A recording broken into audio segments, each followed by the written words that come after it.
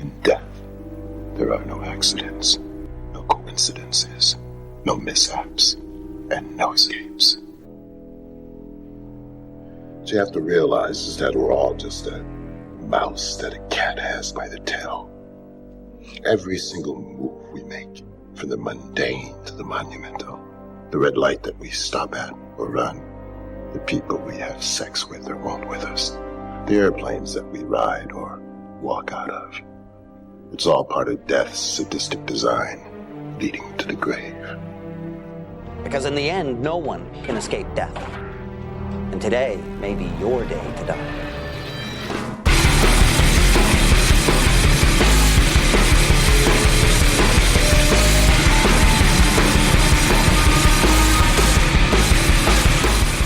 Welcome to Now Playing's Final Destination retrospective series.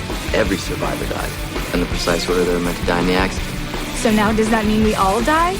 In anticipation of the release of Final Destination 5, join Arnie, Brock, and Jakob each week as they watch and review another film in the Final Destination series. Great. I'm glad I canceled my golf game for this. Good. This podcast will contain spoilers and harsh language. Listener discretion is advised. Hope you have fun. Today we're talking about Final Destination 5, starring Nicholas D'Agosto, Emma Bell, Miles Fisher, Arlen Escarpeta, David Koechner, and Tony Todd. Directed by Stephen Quayle. This is Brock, co-host of Now Playing. This is Jakob. This is Arnie, and pardon me if I cover my eyes for most of this conversation. You popped in my head instantly when I saw that scene starting. I'm like, oh, Arnie's not gonna like this. Long time Now Playing listeners should know I have a thing with eyeballs, and if we ever get a Superman retrospective, it will all become very clear, but oh god, eyeballs. Ew. I'm just going to say straight out, if there's a pretty girl or a pretty boy that you want to get closer to, take them on a date to this movie, because they will be grabbing onto you, burying their head into your chest the entire film. And I just want to say to Brock, I know Brock's known for wearing a hat, but dude, bald is the new black. Yeah. Indeed. I think I will, from now on, just have that emblazoned on myself in some sort of fashion, maybe a pin or a t-shirt. Perhaps I should get you a hat that says it. That'd be awesome. That's like ironic. Well, we are here for the final episode of our retrospective series. For now. Who knows if they're going to have a sixth one, but... Have you seen the box offices? We may have picked the perfect time. This could be the Final Destination. All right, then. Lowest attendance of any Final Destination opening ever, including the first one, which is usually the weakest of a series. But third highest box office, thanks to 3D. Yes, right. 3D ticket prices, but yeah. I'm sure this is falling way below expectations. So I'm really happy we hit it when we did. Cool beans. All right. So what we do typically when we see weekend of release movies, and the final thing, we talk about our theater going experience. You know, I went to a different movie theater this time. I went on a Saturday afternoon about 4 p.m. This was a very high-end area. This is where the Kardashians live and a lot of movie stars. So the movie theater is very nice. And there was 3 of us in the theater. That's it? That is it. First time I've ever been to this theater, so I don't know if that's normal attendance, but I can't believe it is because they're still in business. Arnie, what about you? Well, I happened to be in Chicago for Wizard World Convention that weekend, and it turned out that Final Destination was playing on IMAX. So I went and saw it on IMAX 3D in a mostly empty theater, but I just gotta say, who the fuck brings a 4-year-old to this movie? Jesus Christ, people. I'm sure the producers were happy. Unless 4-year-olds get in free, they needed the box office money. Yeah, true.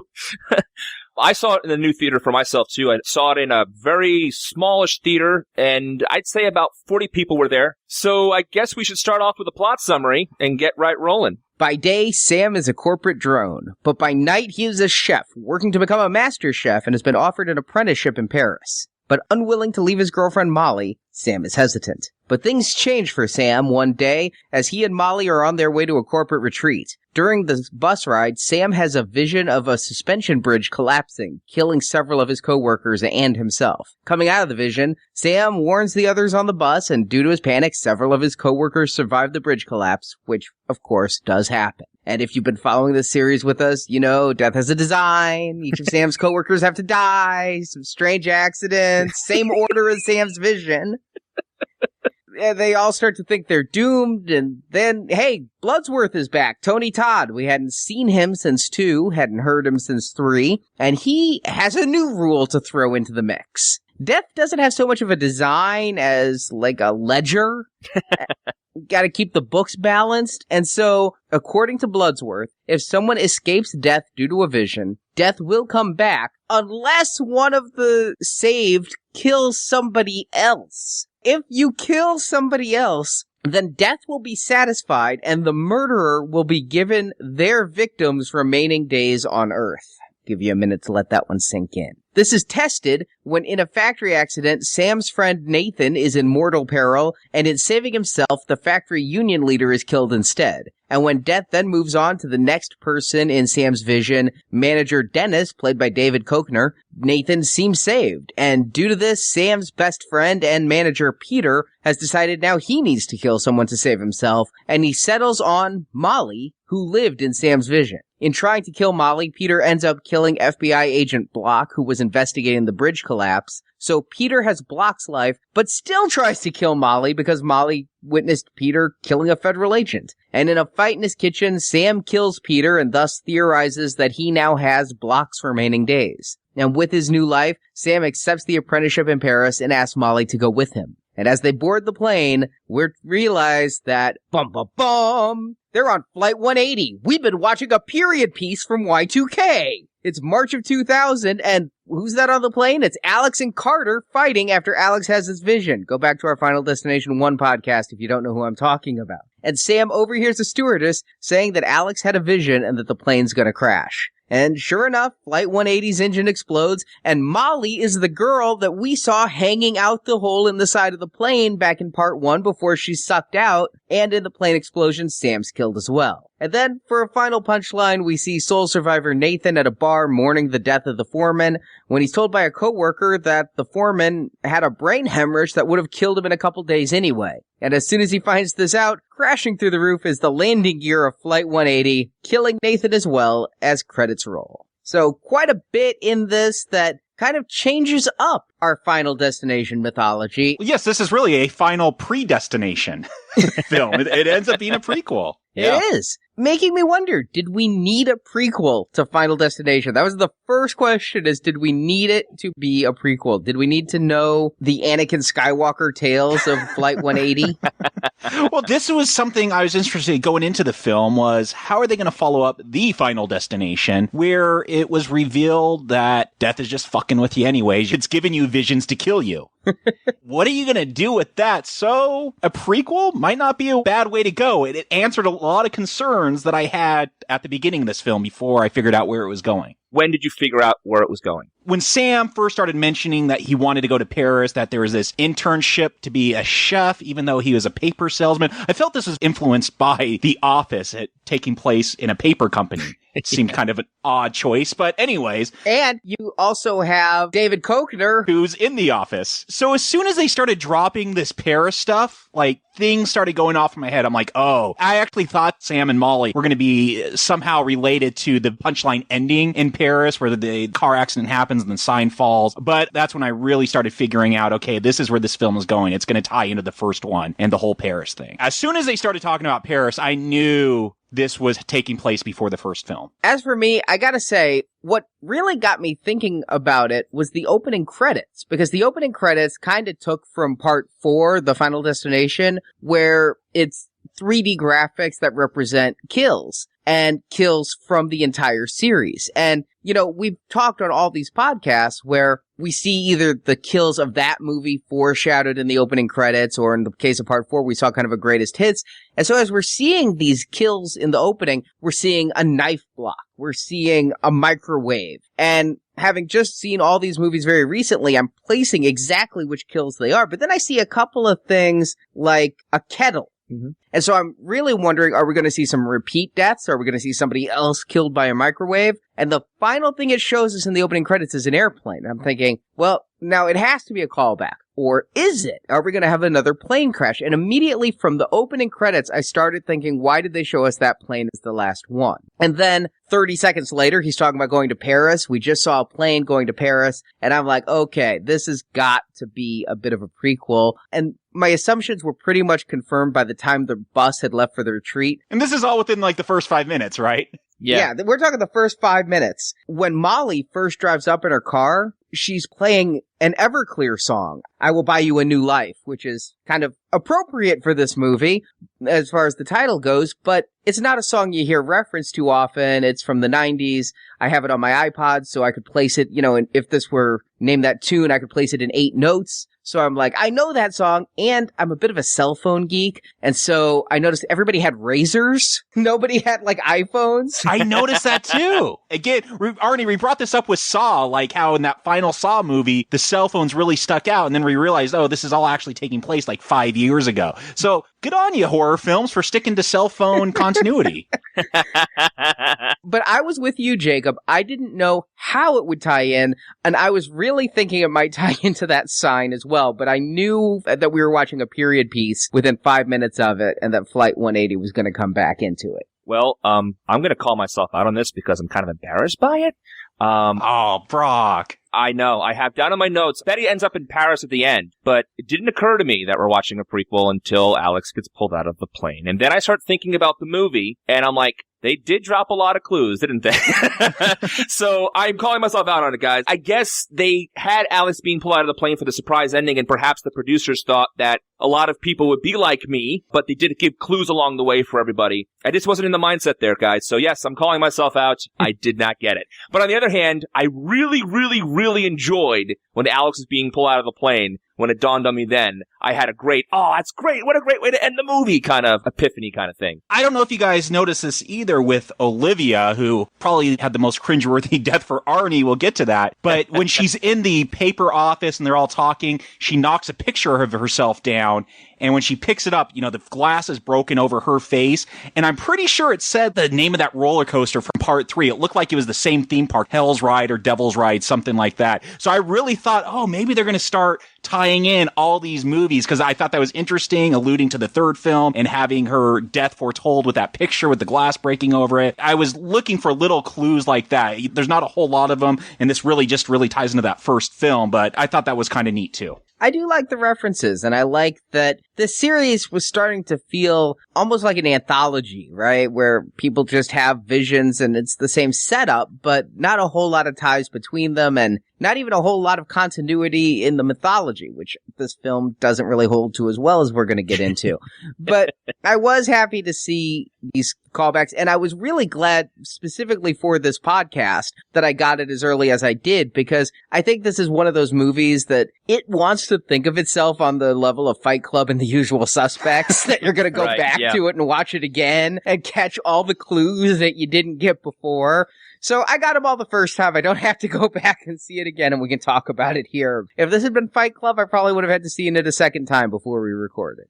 Arnie, you said Everclear kind of tipped you off, which I found very interesting, because we've used older songs throughout the entire series, right? They used the John Denver, and they used Why Can't We Be Friends? So it's really kind of interesting that tipped you off. But this wasn't being used in that way. I mean, they actually do bring back the whole John Denver thing here before some deaths, it's not even consistent. They play Dust in the Wind. By Kansas, and I immediately went to Wikipedia to see, okay, how did the members of Kansas die? No, they're all still alive, which was a letdown. Sorry, Kansas, I just wish you were dead for the sake of making this movie a little bit more fun. Nothing personal. Well, they said it was high winds that caused the bridge to collapse. Maybe they should have played some Sugarland. Bridge over troubled water. Yeah, Kansas. I actually had to look up what Dust in the, I had no idea what that song was. I thought there was a lot more iconic songs they could have picked out. Yeah, I don't know why they picked that one. It was the cheapest, probably.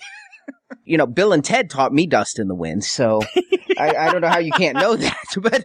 But let's start getting into this, because the movie starts with this whole beginning of a corporate retreat. And I want to ask you guys, we've kind of, again, with this anthology, jumped all over, but the first and third movies focused very much on high school students, teenagers. The inception of this series was to be a new teen horror, New Line Wanted teen horror. Number 2 kind of had people all ages. Number 4, I couldn't ever really peg what age they were. They seemed to be living some kind of dorm life. They were young adults of some sort.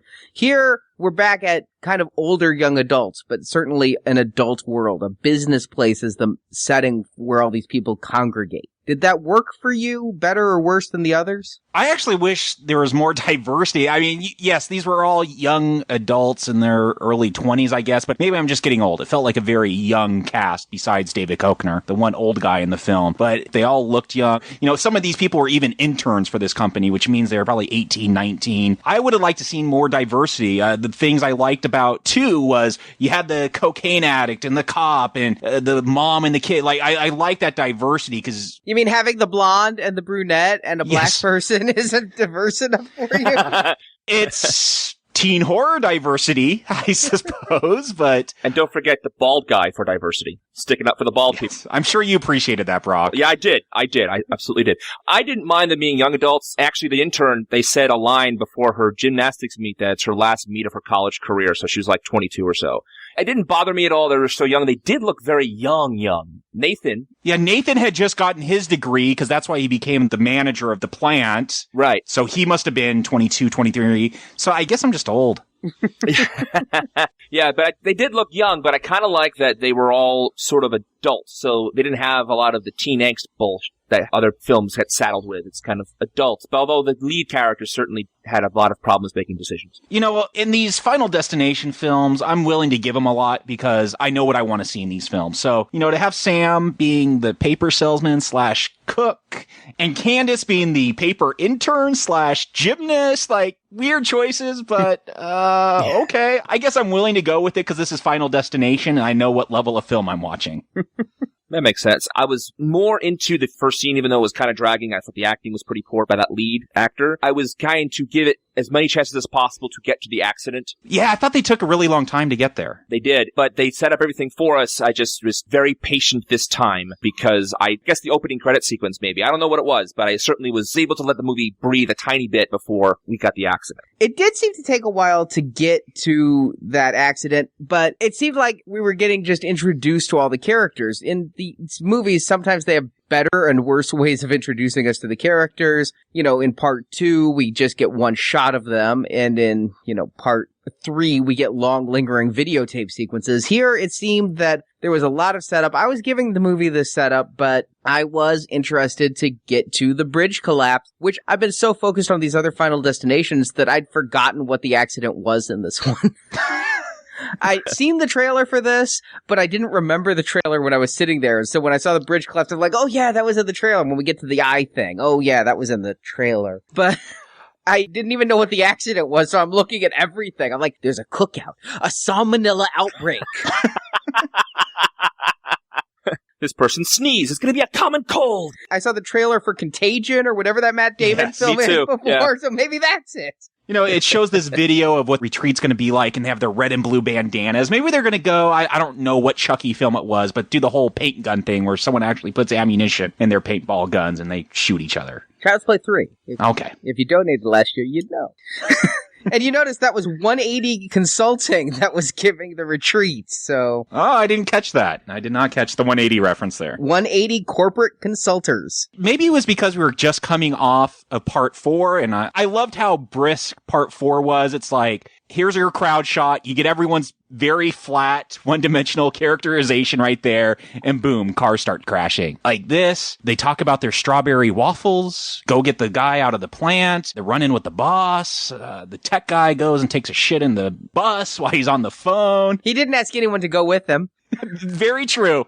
Maybe see, as I talk about this, maybe that was supposed to be a callback to set us up. It makes more sense of that dual shit scene in the first one. By this point, I know what I want in a Final Destination movie, and I wanted to get there really fast. You know what gave it a little bit more time for me is we spent a lot of time with these initial characters. I think that I would have been getting impatient, but the appearance of David Koechner gave it a stay of execution for me. I like this actor. I have seen him in so much, and he always turns up in the most unexpected of places. He was in Snakes on a Plane, Anchorman, just always showing up in these things, and I find him an enjoyable performer. So his performance there as the boss who gets people's names wrong and is trying to play the hard ass. And gets them wrong on purpose. That's what I liked. He's just screwing with you. He despises you. He doesn't care about you. I agree, Arnie, because I guess I know him from The Office, so I expected him to bring that comedic touch, which made this first 10, 15 minutes palatable until we get to the accident. Yeah, because, you know, when we've looked at the past Final Destination films, 2 and 4 were kind of funny, and 1 and 3 were really serious. And as we were getting into this, I mean, I knew David Koechner was in this before it started, and so I was hoping for the funny Final Destination, but all the other actors were telling me, no, this is going to be one of the serious ones again. Yeah,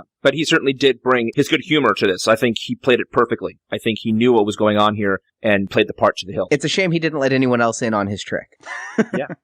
Yeah. So let's talk about the bridge collapse. I thought it was overall pretty good. It was long, I thought, but I enjoyed how it went down. It didn't grab me immediately, but as it went on, it certainly did. Yeah, I think they were hoping to grab the magic from the tragedy at the beginning of part 2, which I think we could all agree has been the best opening vision. Mm-hmm. Easily by far. Mm-hmm. I think they were hoping for that, again, doing a car accident type thing. It was all right. What I did like is when they started getting to the deaths and the use of 3D. I liked the 3D. I thought it was very effective in this opening scene, and I like the deaths. You have, Olivia fall into the ocean, and it looks like she's all right. She survived the fall, and the car lands on her. When the steel rods go through Peter's face, I mean, again, great 3D right there in my face. This is a gimmick film. I want the 3D to be a gimmick. That's working, and then I love how he falls down, and he doesn't hit the water. He hits the concrete barrier, and you just see the splash of red. The tar on David Koechner's character, Dennis, and the way his skin melts off as he falls down the bridge. I liked when they got to the deaths. The actual mechanics of the cars and the bridge collapsing wasn't my thing, but I liked the deaths that resulted from it. We've talked on previous podcasts how some of the accidents were based on real world events. Yeah, Minnesota bridge collapse. Yeah, and I know all about that because I was actually scheduled for a business trip in Minneapolis 1 week after that bridge collapsed. And of course, I didn't want to drive there. And we were all worried about backup. So I think it was based on this. And I looked it up, and like 13 people were killed and 145 injured in that. So I think that we may be based on a real event. And I have to say that I also just got more and more into this. At first, they're like, oh, the bridge is going to collapse. But I didn't expect it to be done as well as it was. They always blow their wad on this opening. They have since the first one. And there was some great effects going on here. I couldn't see the strings. I mean, I obviously knew there had to be strings, but I couldn't poke them out. Or blue screens, at least. Yeah. Metaphorical strings. When they jumped to the fence, when Peter and Sam jumped towards us in the 3D to get on that fence, and they're trying to save their own lives, it was almost they didn't even hesitate, especially Peter. He jumps to that fence, and it was really effective. So I really felt like the characters were getting more and more desperate. I thought it was kind of cool how when the ground started going out from them, and they came up with going across the balance beam, whatever, for example, that kind of thing really kept me in to what's going on. And then all of a sudden, Nathan gets swiped out of the way. So they had a little bit of this, a little bit of that. They had a little bit of suspense, and then just pure carnage. So it was really kind of well done that way, and that's what I mean by building. Because when it started off, the first death, not only did she fall off the bridge, but she got impaled by that sailboat. That was a great way to start. If you had that later in the scene, I don't know if it would have worked as well. I thought that was a really effective way to let us know that we're getting into this right now. I liked it, but I still wasn't sure at this point if I was watching a serious or a funny Final Destination. Were you watching 4 or 3? That was the big question for me, Arnie. Are we getting 4 or are we getting 3 here? And when she gets impaled, her intestines start flying all over. And I'm like, okay, this is funny to me. And Arnie, if you remember when we did Saw 3D, it had a similar opening scene with the guts, the intestines all spilling out, and we really enjoyed that for the black humor because it was so over the top, and I was at the same place during this opening scene, especially with that sailboat impalement. Yeah, I was just loving all of this, all the various types of death. I was finding it fun. I'm not sure if I was supposed to, but certain touches like the intestines or like the woman falling in the water and living and then the car crashes on her, I was chuckling. I wasn't guffawing, but I was chuckling and having a good time and really impressed to see this level of detail in this bridge collapse because I just kind of expected it to kind of go boom in a big explosion. The way they have the segments of the suspension bridge fall, one, then the other, then the other. It had suspense. I love puns. Yeah, that's a good one.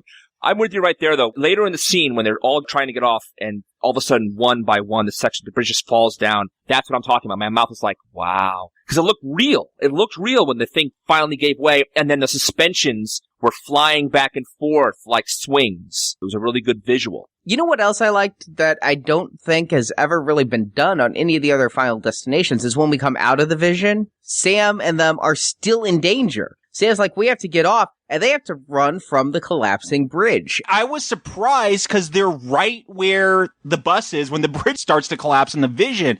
I was thinking of Back by 2, where they haven't even turned onto the freeway yet. I'm right there with you, and I was surprised that they're already that far. I thought he was going to stop the bus much further back.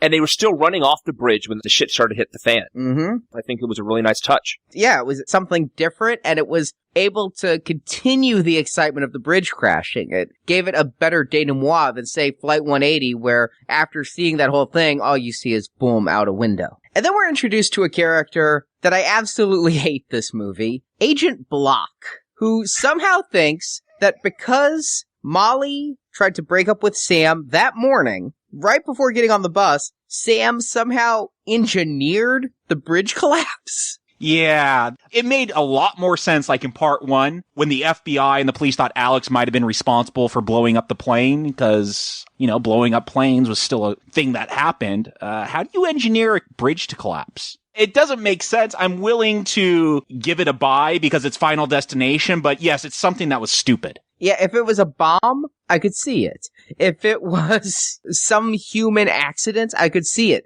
But yeah, to be able to somehow make a bridge collapse at that short time, when they come up and they say to the agent, oh, it's a mixture of high winds and the bridge was under construction. And the agent's like pissed. No, it has to be Sam. I'm still going to investigate. The way he said the line was, wind? And I laughed out loud because I didn't get anything else off of him like, you gotta be kidding me. But I didn't understand why he thought that was a motivation enough for someone to do something like that. It makes a lot more sense why the police were so concerned with Alex in the first one. They find the kid, strangled. Okay, that could be done by another person. They find the teacher stabbed and burned and his footprints are there. Again, okay, that makes sense. To cause an entire bridge to fall where there's construction workers all over it, they probably noticed if someone was screwing around. It's far-fetched. Yeah. Agent Block, I don't know how you became an FBI agent. You got to be pretty smart to get in the FBI. But of course, death has a design or a ledger or something. Let's talk about this first twist right now. We find out the course of this movie from Tony Todd, who's back and still not utilized correctly. He's introduced in a better way. He shows up at the deaths because he's the coroner. So instead of some random, we're going to break in or we're going to seek him out, he's in logical places for logical reasons. So that's an improvement over the previous ones. But he then says, if you kill someone, you get their life. We've never heard this before. This is the prequel, though, Arnie. In fact, in part 2, he says, only new life can thwart death's design, which is the exact opposite of only killing someone. And right there in the theater, I'm thinking all of this. How is this jiving? This is the 5th one. It's not going with the other rules. I was pretty sure, though, that this was a prequel. And again, we get to the end of Final Destination 4, the Final Destination. And what's the punchline? Is that these visions are from death. Death is just screwing with you. He's like the kitty, just knocking that mouse around till it dies. It doesn't have a chance. And so at this point, Tony Todd, he's death. Can we agree to that he's not just the creepy coroner that he might have been in one, that this guy is death, and he's just going around having fun with people, screwing with them, making up whatever rules. I'm going to make these kids a bunch of murderers. So I'm going to just tell them this rule. I want this girl to commit suicide. So I'm going to tell her this rule. Like, at this point, this is just Death screwing with people, because I had seen that fourth film and I saw that Death was the one giving people visions. I didn't really like that answer, but this is how I fit it all together. I actually came up with the same retcon in my own head, Jacob. It's that he's Death and he's just fucking with people. I would have liked the movie to come up with that, with Tony Todd just sitting back and watching the carnage occur. I agree.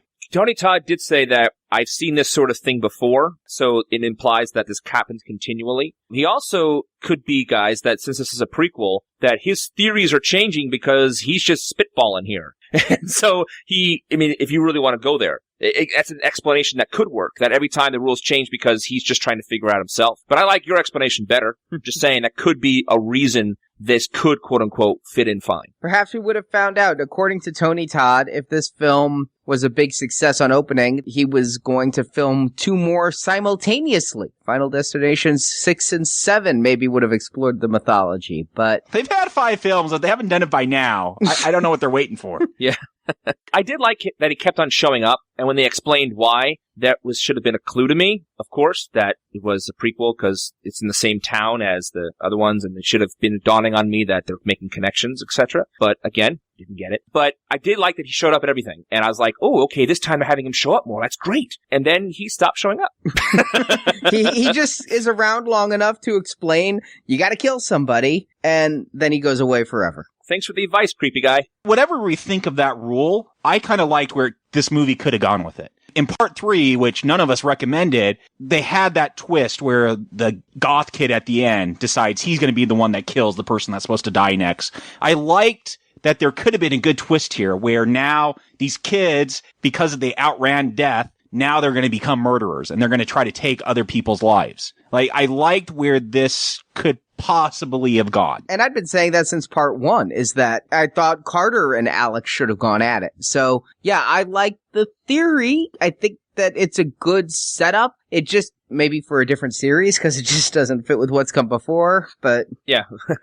Before we find that out, we do have a couple of people who die, and the first one is Candace, the gymnast intern. We got our what could it possibly be kind of death. And they really toy with us here. They do, but in what way? I'm sitting here like, she's doing gymnastics and there's a screw on the balance beam. And I'm like, okay, she's going to get tetanus?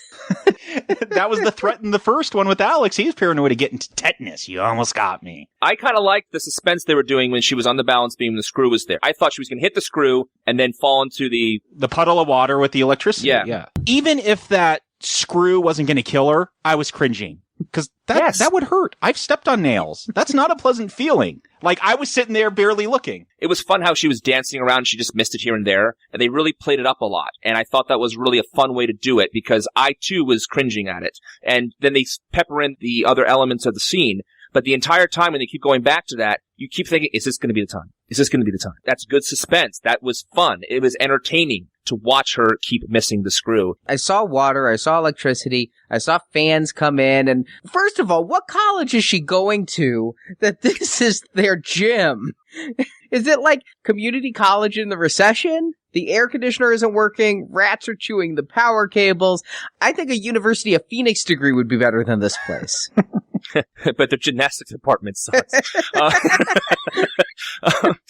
You make a good point, Arnie. But after the screw, when they have her on the parallel bars with the hinge, it's exactly the same kind of tease. Yeah, they keep showing the hinge and, like, is that going to break? For some reason, this one just wasn't clicking with me. I just wasn't too into it. I think they played it out too long and had too many red herrings. Too much was happening. And by the time the death occurred here, I was more than ready. Much like you guys were saying about the bridge collapse, I feel about this specific scene. Maybe it's because we've had to sit through 4 of their Final Destination films. I mean, we talk about Final Destination 2. I think the first death, the kid that wins the lottery and his entire apartment blows up and he gets out. And what does he do? He slips on the discarded Chinese food and the ladder goes through his face. I felt like this was in the tradition of those other deaths that we've seen in the films. I completely agree. I thought that it was also fun in the first death, they gave us this kind of death, the what's going to get her kind of death.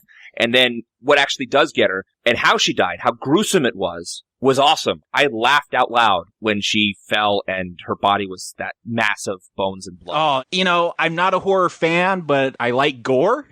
And so I'm right there. I love this death where she's like folded in half and bones sticking out and blood all over it was nasty. I loved it. Wow. I can't believe it that I'm the one who's here not liking this. I cannot believe of the three of us. Arnie! That I'm the one going, your tastes are getting too high. Perhaps, but I just thought it was ridiculous. Arnie, have you watched the previous films we've been doing in this retrospective? Like, this is what's confusing me. She has talcum powder blown in her face. She falls off the parallel bars. She folds in half, and her spine is torn out of her back? That's too much. And you know what? I would have gone with that so easily if this tone was Final Destination 4. If I felt we were in a comedy. But it played it up too long, tried the suspense too long, and then gave me a punchline. I was just confused and rolling my eyes. I liked the fact that we could see bones sticking out of her arms. That was gore that I appreciated. It was the spine that was the center of the frame that I'm like, I wasn't feeling this death. And it's a shame because I kind of liked what Ellen Rowe was doing with the character, but just the death left me cold. And her too. With Jacob, I loved it, and I thought her bone was sticking out of her leg. I'm like, I guess everywhere. Yeah. I guess. Didn't they have a twitch in there too, maybe? They did. She twitched. It reminded me of the hand in part 3. Again, that was a nice little touch, so. Well, I can't wait to get to the next death then to see what you thought. Me too!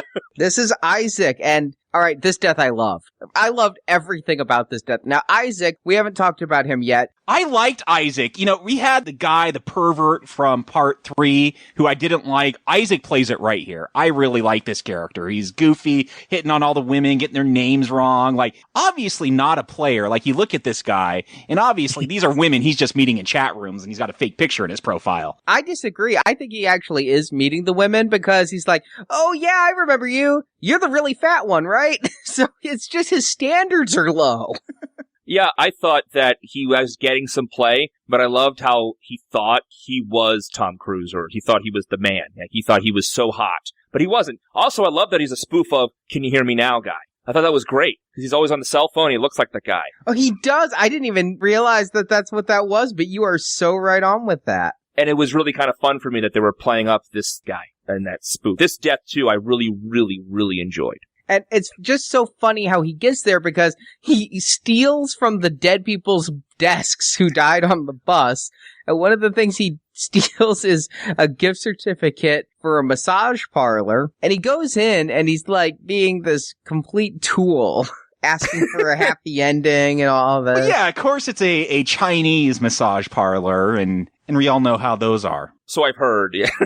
As un-PC as the scene was, it was funny, like playing up to the whole happy ending stereotypes and that. Like, it fits the character, and he pulls it. I was laughing. I was enjoying the build up to this. And it was obvious when he was getting the rub down and he was told to close his eyes. We all knew it was an old lady, right?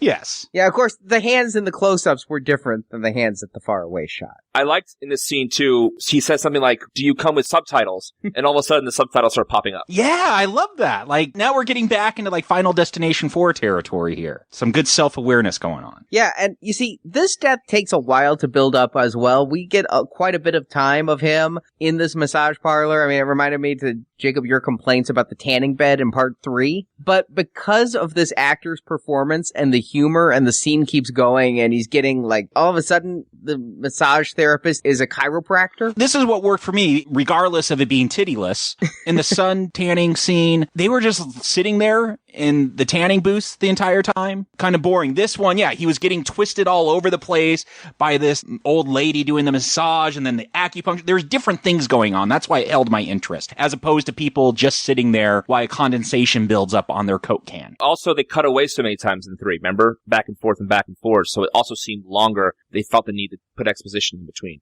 They cut away here, too, because they cut back to the office a couple of times, and we see them, like, having drinks. We see Dennis calling the FBI and colluding with Block. about things. So that's why this scene may have felt long to me, too, is they were cutting back to the other cast members. You know, you're right. I didn't notice it. See, there's more going on here because, like Brock, I didn't notice that. I obviously saw that on the screen, but it didn't seem like it was slowing things down for me. But I also agree that when they pulled the acupuncture needles out, I thought that was great because acupuncture needles give me a little bit of the willies. And then to have it in 3D also really worked. The other thing is, for whatever reason, in addition to Dust in the Wind, which makes no sense, in this one, somebody always gets punctured before a death. There's always a paper cut or you cut on a tack or something. It starts before the vision. Sam somehow causes himself to bleed on a bus seat.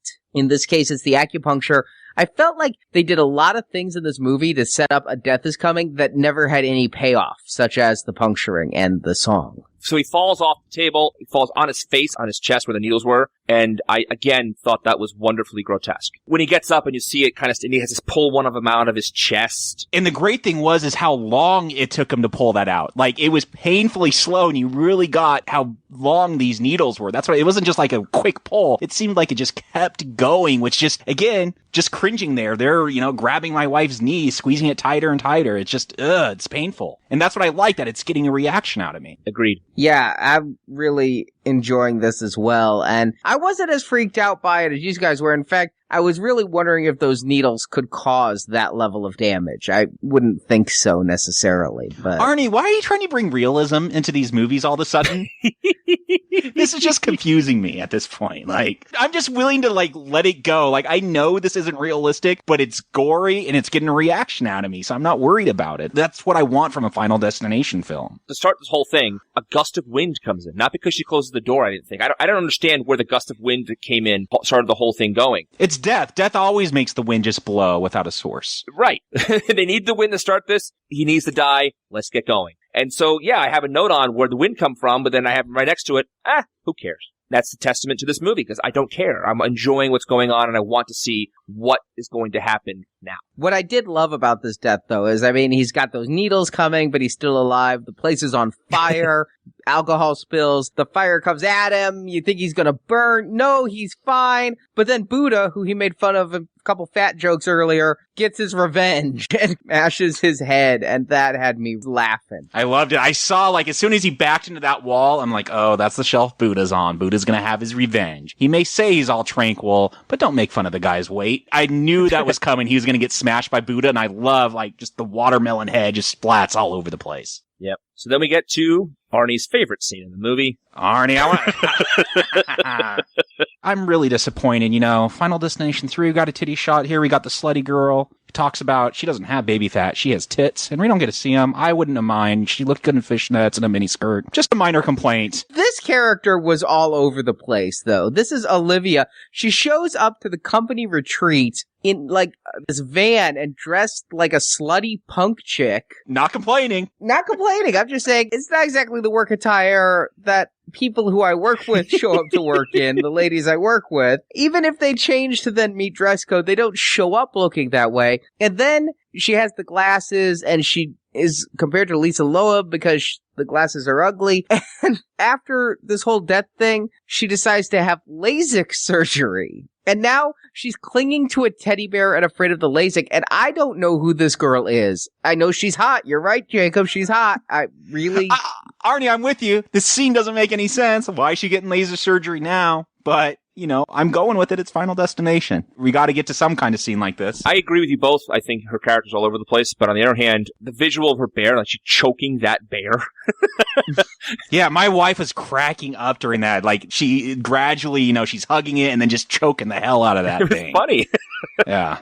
I'll tell you, I have a thing with eyes. And so when they put the Clockwork Orange thing on her... I love Clockwork Orange, and I've seen that movie hundreds of times, and I never cringed like I did when they put that little device on her eye in this film. Admittedly, on a Clockwork Orange, it didn't bother me either, because here, this is like a lever that's prying it further. Oh. They've just improved the eye effects in the past 30 years. Love Clockwork Orange. Doesn't freak me out as much as this one did. And the way they had the camera and the close-up of the eye on the monitor, and it would just, that was always on screen. Yes, eyes and things happening to eyes is not, no. It's painful. It gets you to squirm. I lost coherence at certain points. As part of the fake out, a water cooler gurgles, right? And I am so freaked out by the eye, I could not come up with the term water cooler in my notes, so I just put water glug glug.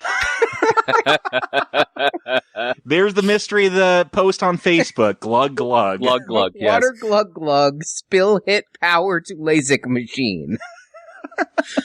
Now, I have a lot of problems with this eye doctor office. It's reminding me of the episode of The King of Queens where Carrie gets LASIK surgery because she had a coupon. Buy one, get one free coupon. I love it. I don't know. I hear this stuff all the time. Maybe it's because I'm out in LA and you could get, 2-for-1 breast enhancement coupons and the penny saver out here. I don't know if you guys have ever had LASIK surgery or know anyone. Like, this is where I'm starting to wander into Arnie's territory, the logistics, the reality of how this laser surgery is actually going. You mean, like, can you just walk in and get an appointment? Yeah, like, don't they have to do, like, check it out first, consultation? Agreed. There are several things that are wrong here. Like, normally you would not have a male doctor with a female patient and not have a third party present in case of any charges of sexual assault. And also, there is no way in hell that he should have primed the laser and then be like, I'll be right back, and left her alone in the room for that length of time. True. I mean, this is as bad as the dentist in part 2 with the pigeons who hit the window, and he's like, how do they expect me to get any work done?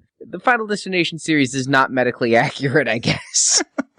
But sure enough, the water causes the laser to fire. 5 safeguards, but Death's design will not be thwarted. And thank God the CGI looked fake, because the laser just scarring her eye like that. Mm-hmm. I know my dad had LASIK, and he said it just takes like a fraction of a second. They just beam your eye with that laser. This is where I started getting curious. I'm like, man, would that laser actually start burning you and actually burn your hand, like when she tries to cover herself? And I know it got super hot, like 7 megawatt hot. Yeah, 1.21 gigawatts hot. But, I mean, I don't think that, no, this isn't a ray gun, for Christ's sake. I think if you put your hand up, it wouldn't do that. I don't know. Maybe listeners can tell us in the forums if I'm wrong, but... It still has an effect nonetheless, though. It does. Yes. And yes. I'm just glad that the CGI looked a little obvious to me here, because this could have really screwed with my head. You're not going to get LASIK surgery tomorrow? Just walk in off the street and get it? You're talking to a man who will never have fucking contact lenses. Do not touch my goddamn eyeball. Okay. You sound very much like my wife, because she was freaking out. She won't get contacts. She only wears glasses, hates anything touching her eye. So she can empathize with you, Arnie, during this scene. I also love when they all walk in and she screams and she looks like, oh, hell, and she has her hand burned too. She trips over a button from the bear that she was strangling that popped off, falls out the window, hits the ground. I'm like, okay, she's dead. And then the eye pops out. I'm loving this. And then the truck runs over the eye. But it wasn't the scarred eye. It was just the regular eye. I don't care. There's an eyeball popping out, rolling around on the screen, and then gets smashed. It took me back to Kill Bill Part 2, where she plucks the eyeball out and then steps on it, and you see the ooze coming out between her toes. Like, ugh. Loved it. Yeah, the squishing eyeball with the truck was just a wonderful, grotesque way to end it. I had been freaked out by this whole death. If this horror movie wanted to get me to squirm and wanted to make me uncomfortable, it succeeded. The eyeball popping out was an eye-rolling moment in more ways than one. I'm just not going with this movie's extremism because it's not trying to be funny. If this movie was 4, I'd be going with it, but it's trying to be so serious and scary. But Arnie, 1 and 2, like they had those moments of black humor. Like they had the scene with the teacher was equivalent to the scene with Isaac in the massage parlor. But for the most part, those didn't have a whole lot of comedy like 4. Maybe it's just because you watched 4. But I'm still going with this because this is on par with 1 and 2 for me, at least. During our discussion of 2, we talked about how 2 struck a balance that we all liked a lot and how we all recommended it solidly because it had elements of fun and everything. This movie, to me, is like 2. It has a nice balance to it. I'm finding humor with the characters, and I'm getting the deaths. I'm enjoying the deaths and the grotesques of it. So while the actors are playing it straight, except for David Koechner, he's playing a little bit of more comedy, the death scenes have the comedy in them that is fun for the audience. Very nice balance. I think it didn't strike the balance right. I think that the humor comes in weird places and it gives the entire film an uneven tone. If the entire thing was more comedic, that eyeball popping out would have had me smiling and laughing. And in this, especially due to my discomfort, that would be great for me. But here, I was just like, nah, you took it one step too far. But I'm glad you guys are enjoying it. That's what I said last time. So the next death we have, Nathan tests Tony Todd's theory out by dodging death and killing someone else.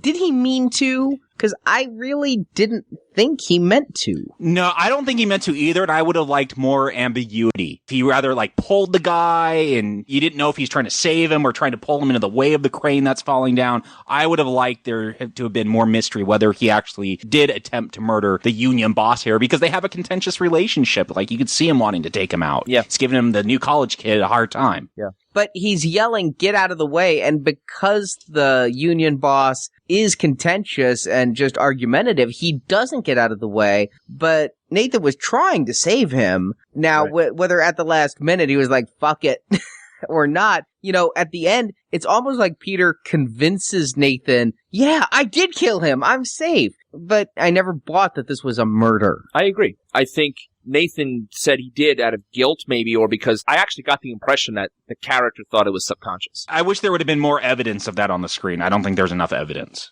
I might be helping the actor here. Yes, I think so. Yeah, but that's the impression I got, because I got what Arnie got about Peter pretty much influencing the kid to confess. But right after that, when David Koechner gets the out-of-the-blue death that we get in a lot of these films, I was disappointed by that one. I actually put in my notes, is this supposed to be the surprise death like the bus or the airbag? Because it was telegraphed.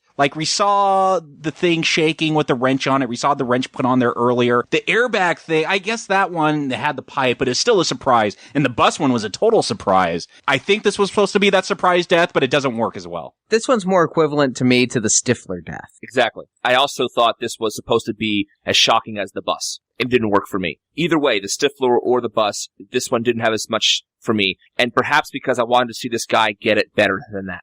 God, did we see the same movie? I liked this one. I was so into the conversation of whether or not Nathan had murdered Roy. Hey, this was a surprise to you, Arnie? Yeah, I just wasn't expecting it. They have Dennis walk in and boom, I'm like, oh, I should have seen that coming. I didn't know who it was going after, and I was really more in my own head, did Nathan mean to kill Roy? I think we did see the opposite movie. Yes. We did. It's yeah. Perhaps in the IMAX, it changes your perspective of the film. Maybe you guys saw it after LASIK, and I'm never going under that little laser after this. I just thought it was too cheap of a way to take out the character. I mean, because of the actor, because Koechner's playing him, it just felt like he should have got a better death. You know what else it called me back to is, I don't know if you guys saw this, it was posted on our Facebook page by one of our listeners as a, I guess, trailer for Final Destination 4. The actors did a Saved by the Bell Final Destination parody. Oh, that was really actually the actors from... This was all the actors, which explained... Because I didn't realize it was the actors when I watched this. Neither did I. Yeah. I thought it was honestly like a music video for some Justin Bieber singer, because the song's miserable in it. And I'm like, is this a music video? And they're just loosely tying it in. And then David Koechner shows up. I'm like, how'd they get David Koechner for this terrible thing to be the Mr. Belding? I got a tip on it too, and I watched it before I saw the movie, and I really enjoyed the Saved by the Bell spoof of it, and I thought it was really kind of fun. But I agree with you. I didn't know who anybody was until I saw the movie. So in that, David Koechner had a similar death, so that's what it reminded me of also when this happened, is I'm like, oh, it's just like in that bad Saved by the Bell video they made.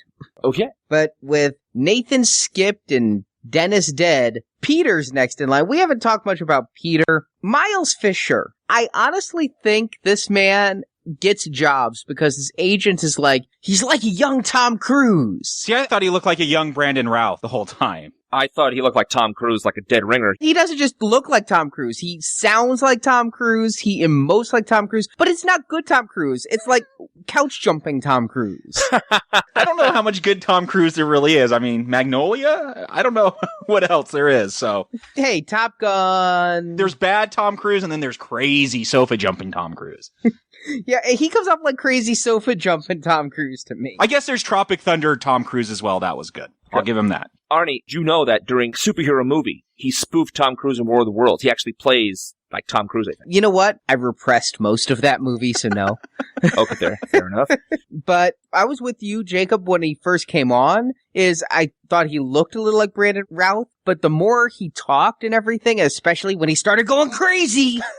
Then it was Tom Cruise. I guess it's been a long time since I've seen a Tom Cruise film. I've pushed Tom Cruise out of my mind. I really thought he and Nathan were going to be like, show me the light! He runs like Tom Cruise, too. Well, I'm sure that's how he gets gigs. Yeah, how could he not? But I wouldn't necessarily call it a credit to him that I'm getting this vibe off of him, but it weirded me out for half the scenes, and I can understand his motivation for wanting to kill someone, and I really like the scene where we think he's gonna push the stranger in front of the bus. Yes. Good scene. I had suspense in that scene. Like, is he going to do it? And then they cut away and we don't know if he did do it. I thought it was just so well done there. And again, I'll say I like the twist that now we're going to make these people murderers. I liked where this film was starting to go with this twist. So that's I think that's why I was so into the scene, whether he's going to push this lady into the bus or not. I wish that they would have made him a likable character from the beginning so that we would actually see a character arc of somebody we liked become a murderer at the end and see if we could follow him on that journey. But really the only character with quote-unquote depth is Sam. And even that, these are some poorly ass-drawn characters here. It's Final Destination, though. Aren't you used to this by now?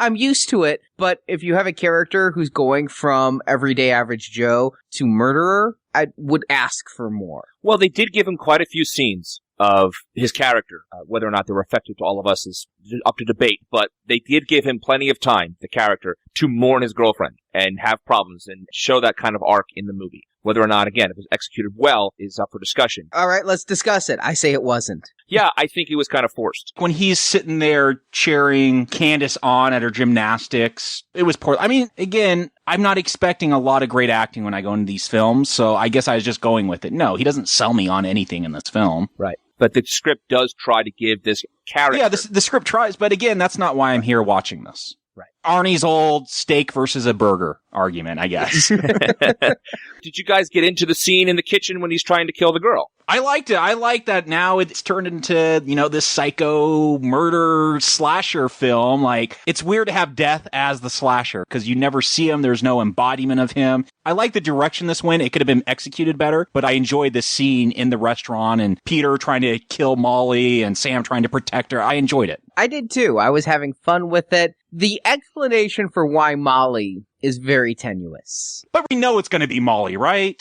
Like, Yes. We know it's going to be a bad reason, but we know it has to be her. I didn't. Oh, come on, Arnie. I figured that out. I'm the one who didn't figure a damn thing out. As soon as they said the murder twist, it had to be Molly because she's the only one that lived in the vision. I don't know. I'm a horrible, horrible human being, I guess. I mean, if I were writing the script and I was writing a guy who was so self-interested as to be psychopathic, I mean, I'd take him to an extreme and want the most life he could get, right? And, that's not Molly. I'd be having him look at a playground or something. You know what I'm saying? Jeez. Wow, that's dark.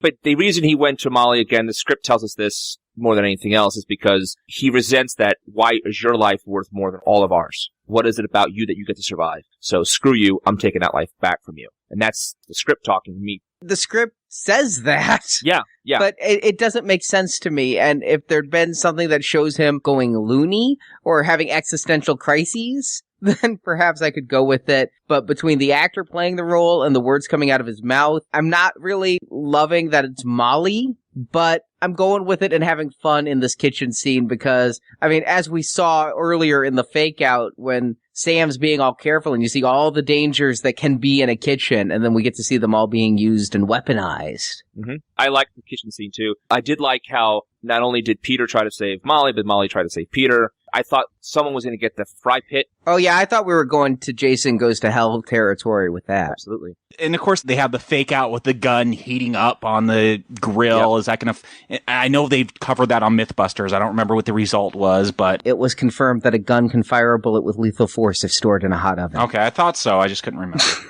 It was cool. Covered on Mythbusters, though. I was thinking Mythbusters the whole time during that. Every time they showed that gun heating up on the grill there and getting hotter and hotter, which of course doesn't kill Peter, but that's what you're expecting. Right.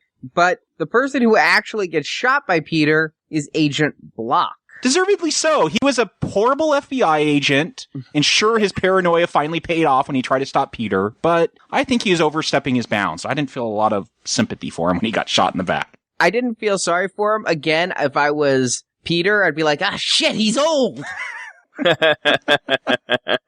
But But you guys talked about how they get all murderous and stuff like that. Then the character says, you saw me kill a federal agent, you have to die, whatever he says. I thought that was great, that he did become murderous a little bit. So it was kind of a thriller kind of thing they were going for a little bit. So then Sam uses one of those meat skewers, sticks it through Peter, because of course you think the gun's going to go off, but no, you see the skewer come right at you, which was nice because I hadn't seen any good, effective, eye-popping, no pun intended, 3D for a while in this film. Like, you get that opening scene, and you get a few little moments here and there, so it's nice to have something stuck in my face once again in this film.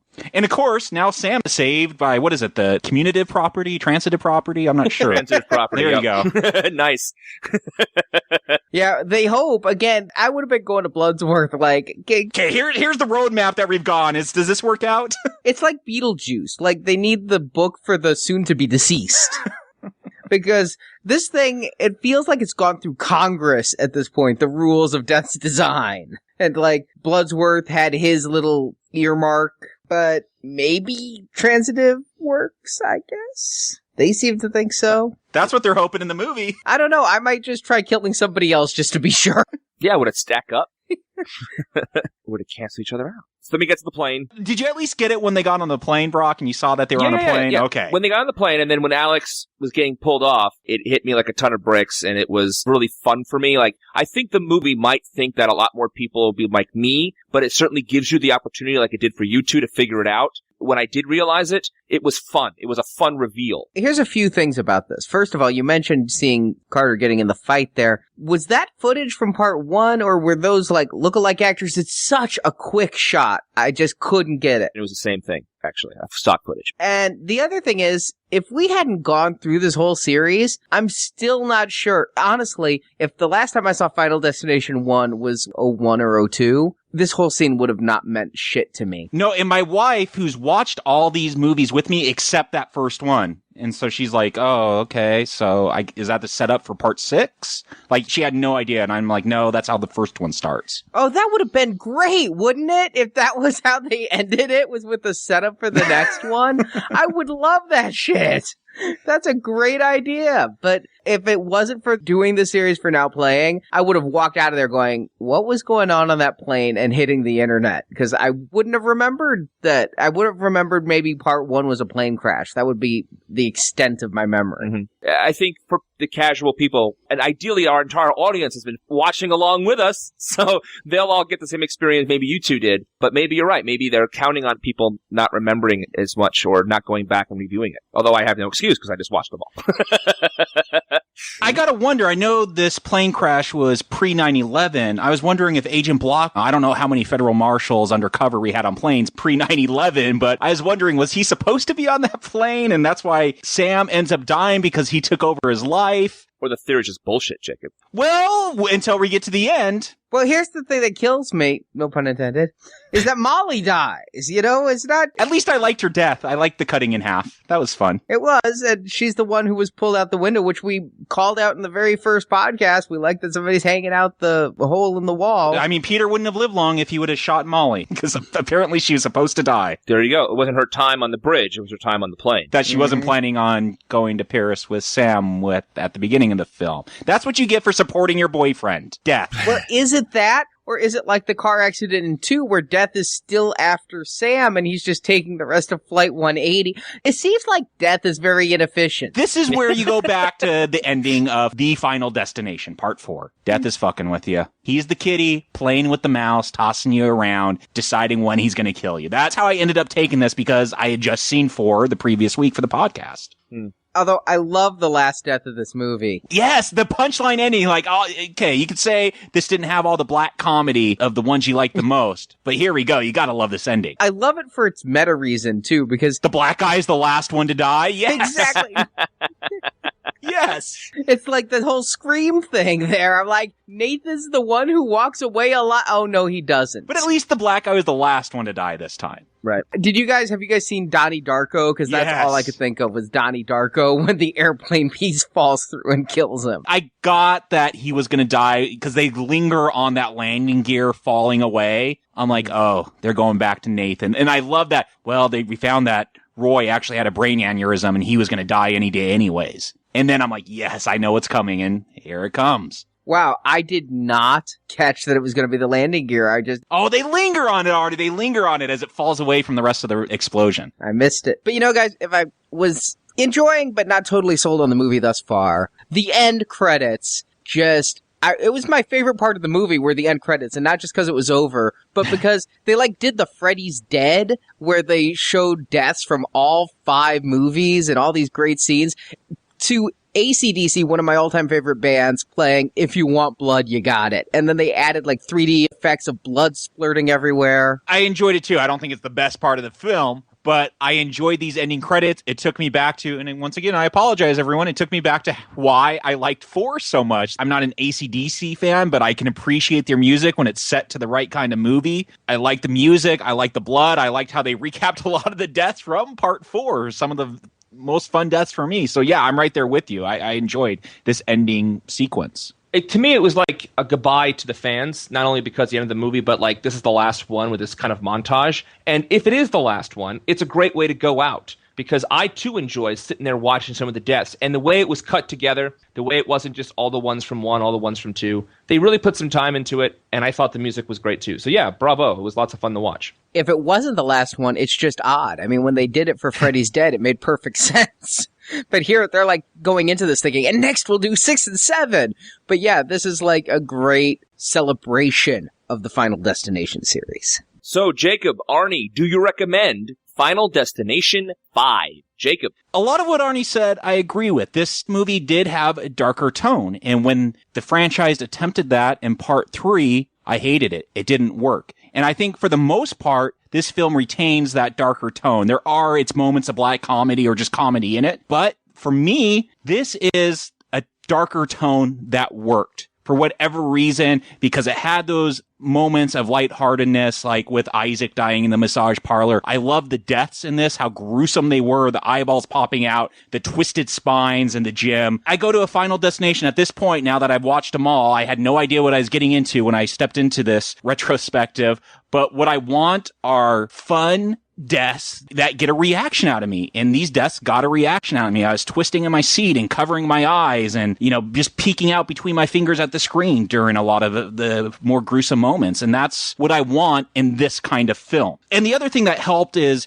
with 1, that final climax just really bored me. Here, I liked Peter going out and trying to murder Molly, and you had this suspenseful chase scene. Yeah, it's a darker tone than 4 and 2, which were my 2 favorites, but it's a darker tone that works for me this time. I'm not going to say they got the balance right, because I like the dark comedy, but if they're going to go with this more serious tone, they got the balance for that type of film right with Destination 5. Recommended. Arnie. Yes, I recommend this film. It's certainly not my favorite of the series, but I was entertained. And, it's funny because it kind of bookends for me. I feel about this film a lot like I feel about part 1. It's got some big holes in it. It's not that well acted, not that well written, it's not that well directed, but it was entertaining and I had a good time. And I really just had some fun while watching it. All the things I've complained about in this podcast, all the nitpicks and things, didn't detract from my enjoyment of it. And just when I was watching the movie and it was on the screen,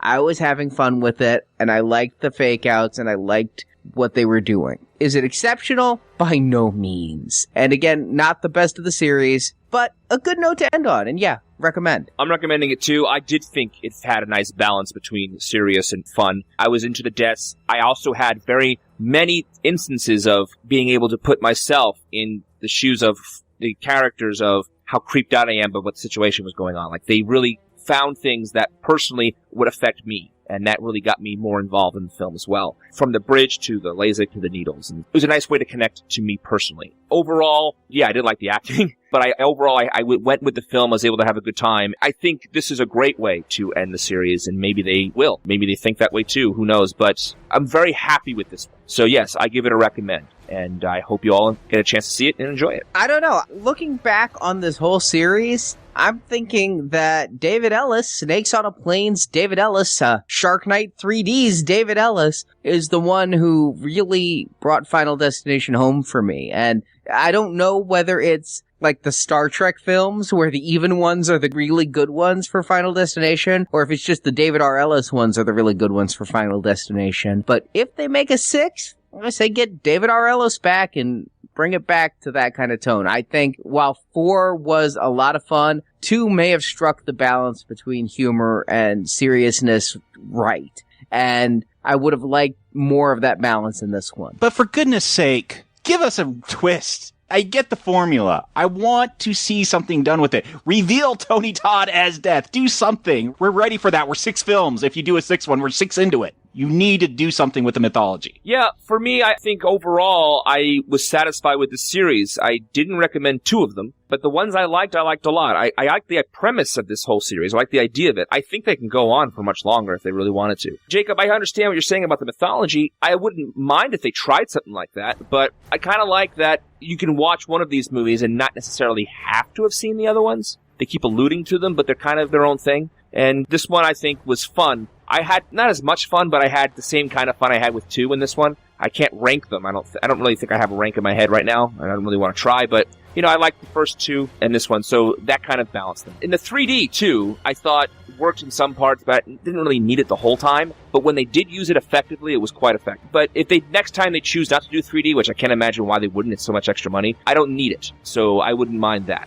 But overall, I was very happy with this series. I'm really glad I got a chance to watch it. And I certainly will probably watch one of these again sometime. And I am really impressed with how well the series held together because, Jacob, you earlier mentioned that this is a slasher series without a slasher. The slasher is death itself, and death being either an entity, it's not really personified here, but it's given motive and agendas. And I think that seems to be something that I would have a hard time conceptualizing, but they've executed it really well. I mean, it's a film where the enemy is truly unbeatable because it's not corporeal. It's not a thing or a person. It just is. And Brock, you said you couldn't rank them. I'll do it. 4, 2, 5, 1, 3. If anyone's curious, there you go. Cool. I can't disagree with 4, 2, 5, 1, 3. I can. Because I got 4 at the beginning there. You got 4 at the beginning. 4 was my least favorite. But you know what? We have finished the final Destination film. And while I do recommend it, it wasn't all that in a bag of chips. So, Brock, tonight, we're going to try again in 3D again for a frightening night. Indeed. Our next episode of Now Playing will be the remake of Fright Night. I'm looking forward to seeing the remake because the cast is quite good, and ideally they're doing something good with it. So we'll see. Well, come back to our totally free Tuesdays and hear our Fright Night podcast. Again, this is our last bonus Free Friday series. This was a thank you as a result of all the donations we had in the spring when we were doing our Jaws and Poltergeist series. And coming up, if you have really enjoyed getting Now Playing double dosed each week, there's going to be another donation series starting this fall where we will be looking at Exorcist, that's Brock Stewart and I, and then The Thing, which is Jakob Stewart and I. So that's coming in just a few weeks. Keep listening to Now Playing Podcast or follow us on Facebook, Twitter, and the forums to find out all the details of how to get those podcasts. Until next time, we'll see you soon.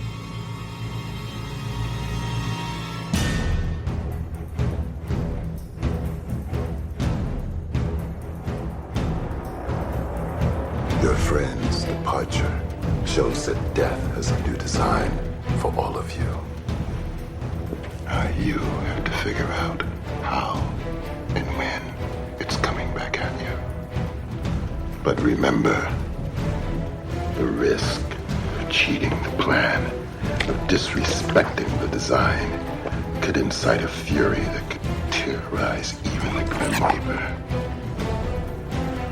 And you don't even want to fuck with that, Mac Daddy. Thank you for listening to this episode of Now Playing. Well, that went well. Remember to come back to NowPlayingPodcast.com each week as we review another Final Destination film. I was meant to see this movie. And in the NowPlayingPodcast.com archives, you can find reviews of other films, such as Saw, Friday the 13th, A Nightmare on Elm Street, Halloween, Terminator, Star Trek, and many more, as well as individual movie reviews such as Man-Thing, Inception, and The Human Centipede. This is the beginning of the end. And while at nowplayingpodcast.com, be sure to join our forums where you can discuss our movie reviews with other listeners. Hey, don't knock my fan base. You can also follow Now Playing on Facebook and Twitter, where we post announcements of new episodes and where the hosts post mini movie reviews. Links to our social media pages are at nowplayingpodcast.com. Don't worry.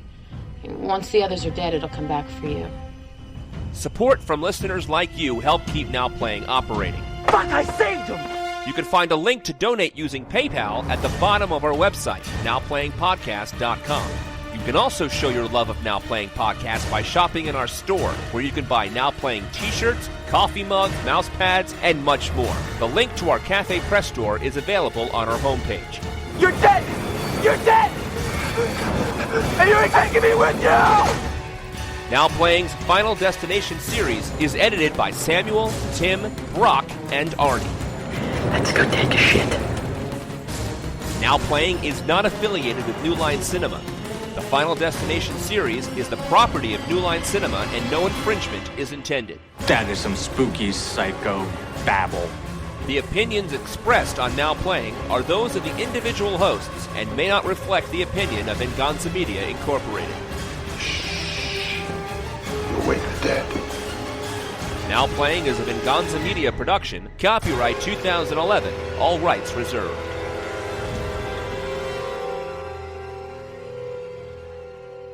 I'll see you soon.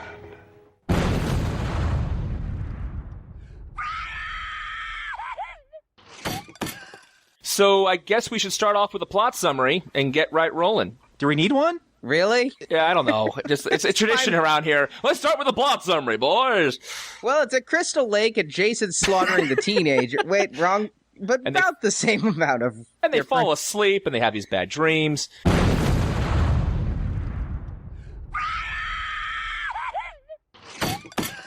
Now, you said you didn't like the acting of Nicholas D'Agosto, who plays Sam. Yeah. I'm guessing neither of you have ever seen any of his other work. Do any of these people besides David Koechner have other work? I have seen some of his work. He was on Heroes. Oh, who was he on Heroes? He was Claire's boyfriend. Oh, that's right. That was him. Yeah, I didn't mind him there. I didn't recognize him. I'm going to out myself and embarrass myself since you did, Brock. Rom-com coming up? I saw him in this Bring It On ripoff called Fired Up. F you, yes. Never saw it. He wasn't good in that either. I guess that's another retrospective. I wouldn't expect anyone to be good in that. That'd be the super bonus for our Bring It On cheerleading retrospective series, Jacob. I wouldn't mind doing Bring It On, just Fired Up. I agree. I like Bring It On a I'll lot. watch the female cheerleaders, just not the male. There were a lot of female cheerleaders in Fired Up. Okay, maybe it would work on a certain level. And then. plenty of titty shots. Okay, well, I'm open up to it now. Netflix queue open now.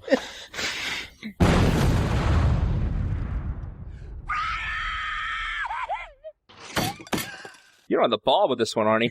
This is why they pay me no bucks.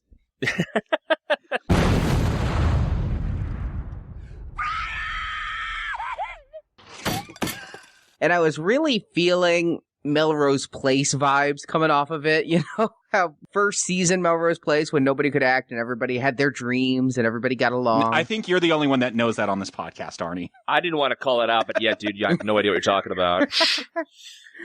All right, I will read. But I get the sentiment. I get what you're getting at. Go on. All right, I'll just...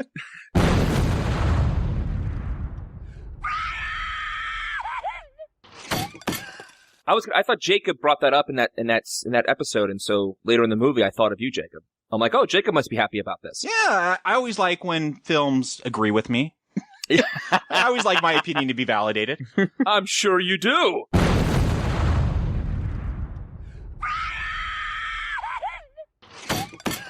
She shows up to the company retreat in, like, this van and dressed like a slutty punk chick. Not complaining. Not complaining. I'm just saying it's not exactly the work attire I would choose to show up at work in. Man, that's why she has a job. I don't want you wearing that outfit, Arnie.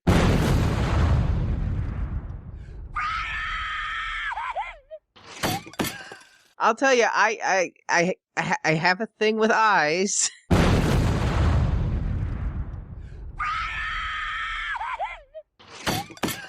Arnie's old steak versus a burger argument, I guess. We should put that on a plaque with my bald is the new black.